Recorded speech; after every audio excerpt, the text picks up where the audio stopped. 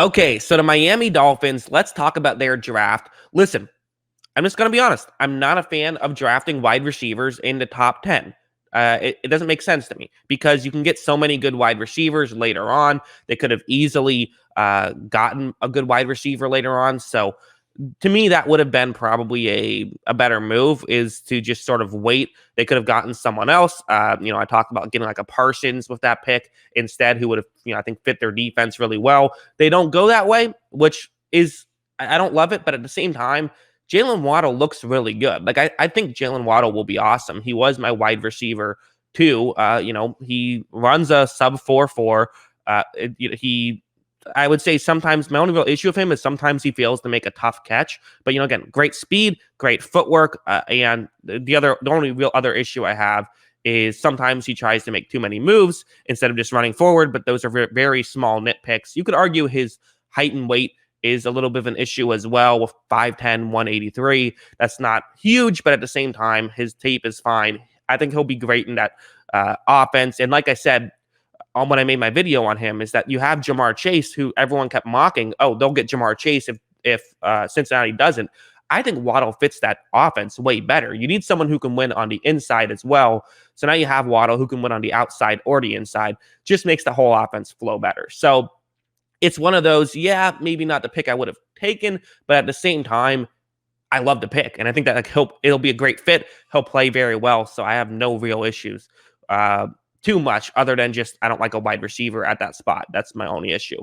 The other first round pick that they got was Jalen Phillips, another guy who, he was my number one edge rusher. In fact, he's one of those guys that seems like everyone universally agrees is awesome, which doesn't happen too often. There's almost always disagreements, but pretty much everyone thought like, oh yeah, no, this guy can play. The injury issues, you could argue, are a thing. He had to retire, although it's kind of retire because what really happened was they force you to retire if you've had like 3 concussions from that school that he was playing at. So that's why. But again, he's 6'5", 266. He runs a 701 cone drill. He's big, he's strong, he's physical, he has great technique. So there's really not too much to dislike about him. Getting like that true edge guy, it's big value, and now to have it. So love that pick. Number 2, Javon Holland. This is an interesting one, and I got to be honest, I don't necessarily have as much. I haven't watched as much tape on Holland as I did some other guys. He's kind of someone that sort of slipped through the cracks for me a little bit. I should have spent more time watching his tape. So I'm looking forward to watching more of it. I watched a little bit, and I wasn't like. I think other people were higher on him than me, but again, I didn't watch I think I only watched like a couple of his games. So it's interesting to me. I definitely want to watch more tape on him because one of the things that I'm just reading about, he apparently is sort of this versatile player where he can play in coverage, he can play man-to-man, which that is necessary in the Brian Flores defense. So that's kind of the interesting thing to me is sort of that man-to-man paired with sort of the versatility. So again, I don't know that much about it, but it seems like a pretty fair pick. So then with another second round pick, they actually traded up, giving up a third rounder next year to get Liam Eichenberg, tackle, who I guess can play anywhere on the offensive line, which is necessary. And they kind of have to hit on this one because their offensive line is looking a little bleak right now. It was one of the worst offensive lines in the league last year. They got rid of Eric Flowers, who wasn't great, but you're losing another guy in the room, so that there's that. But I get it, the draft capital and all that, or excuse me, cap space and all that. But this is a guy that they kind of have to hit, but I think that this is necessary, and it seems like he could be pretty good. So again, not someone I've watched a ton of tape on, but he's someone that I definitely think that it's a position of need, something that they absolutely kind of had to go with here. So that's why I like this pick. They then, in the third, drafted Hunter Long. They don't necessarily need a tight end. They have Mike Gesicki, but at the same time, you can run 2 tight end sets, and also Mike Gesicki could leave next year. Tight ends typically take a year to develop anyways, so there you go. And he seems like a good pass-catching tight end, just another weapon for Tua.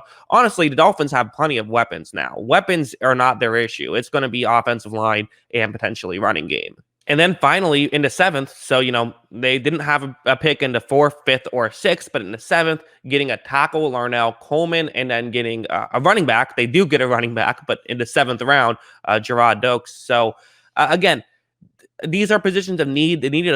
These just feel like, picks day 6, day 7, or round 6, round 7. Those are kind of just get another guy in the room type picks, and with positions of need, just getting another guy who could potentially turn into like a low tier starter or even better, because you never know in the draft. Sometimes players are really good that fall this far, but if nothing else, you're getting a little bit more depth.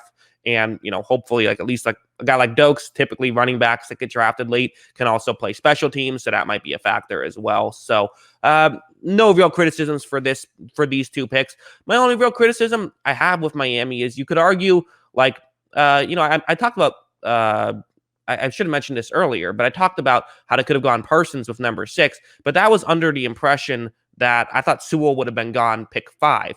So with Sewell on the board, I just think you got to go Sewell there to protect Tua. I'd rather have, personally, I would rather have Tua throwing to Will Fuller than I would have, Jacoby Brissett throwing to Jalen Waddle, because that could end up being the case if you don't protect Tua. So that's my thing. But I don't know. As a whole, though, I can't kill it too much because I do really like the player. I think he'll be good. I just would have preferred Sewell. That's fine. We can have disagreements and still talk about, hey, the Dolphins got better. That's what the draft is all about. So, and, I think Jalen Phillips with the number 18 pick is an absolute steal. I think Javon Holland should fit well, and they still did get a tackle. So can't kill him at all. What do you guys think of this draft? Let me know in the comments below. Always love hearing from you. And of course, as always, thanks for watching.